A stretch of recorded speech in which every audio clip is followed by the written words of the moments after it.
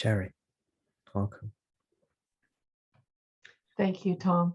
This has been really great. My question is, what do you teach people for quieting the mind? That's a great question, isn't it? Because if quieting the mind, if silence is one of the main purposes of teaching, then it's like, well, how do I do that? Okay. I'm going to lower your virtual hand there. There you go. Okay. So it's actually not that simple an answer, because the actual prescription, if I can put it that way, varies from person to person and from time to time. So the same person at different times the teaching might be different. All teachings are there just to quieten the mind. All teachings are just there to quieten the mind. What does that mean, though? Again, this statement is often misunderstood. The mind is everything you see. Everything you see is the mind. You see? The mind creates everything. The body, mind, and world are created by the mind. So to silence the mind means going to deep, deep silence beyond the body, mind, and world. This means to be the self. How to do that?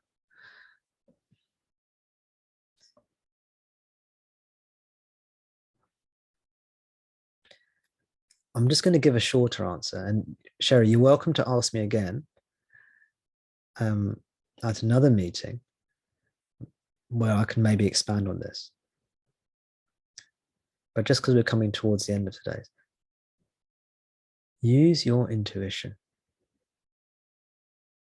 Okay. The fastest way to quieten the mind isn't always by quietening the mind. It's not always the obvious way. I'll give you an example. And if you want to go into more detail, you should, if you have you heard of the three gunas before? The three gunas, tamas, rajas, sattva. Have you heard of those before? Sure. I think so, but not so I could tell you what they mean.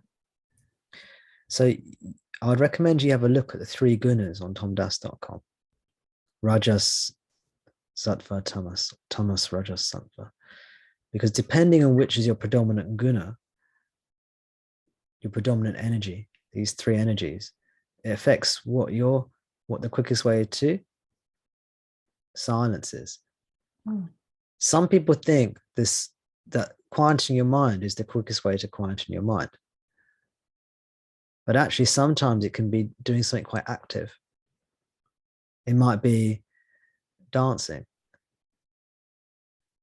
It might be going for a walk. It might be sitting in your room meditating. But it might not be that. It might be prayer. It might be devotional worship, you see? Mm-hmm. So I would let yourself, on an intellectual level, know that the purpose of the teaching is to quieten your mind. But at the same time, simultaneously, what are you inspired to do? What do you want to do? I'm not talking about what do you want to do for a career. Yeah. I'm not talking about what do you want to create in the world. What do you want to make? What do you want to what's the word? When you give something back to the world, what do you want to produce or contribute? Thank you. That's the word I was looking for. Yes. What do you want to contribute? I'm not talking about that. I'm talking about how do I be myself? Yeah. Not by producing, not by contributing, but just by being myself. And it might be you want to draw. It might be you want to dance. It might be you want to sing, or it might be you want to meditate. But I always encourage people to try and experiment with these things. Otherwise it becomes like too rigid. Yes. So Sherry, I encourage you to play with this, explore this. Explore and discover. How, what will help you quieten your mind? It might not be, it may be the obvious things. It may not be the obvious things. I will say one last thing though, which is I'll go and recommend the most important thing, aside from the spiritual teachings. The other most important thing is your diet. He said having a sattvic diet. Sattvic, is one of those 3 gunas. Oh. It basically means a peaceful diet. Again, I won't go into that now. But your diet can be very important. Lifestyle can be very important. You know? Yes. What you put into your body is very important. It may, how important it is, it varies from person to person. Some people it's not as important, other people it's very important.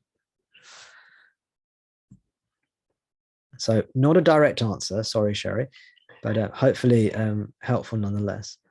It was a lovely answer. Thank you, Tom. Oh, yeah. Thank you very much. Yeah. You're welcome.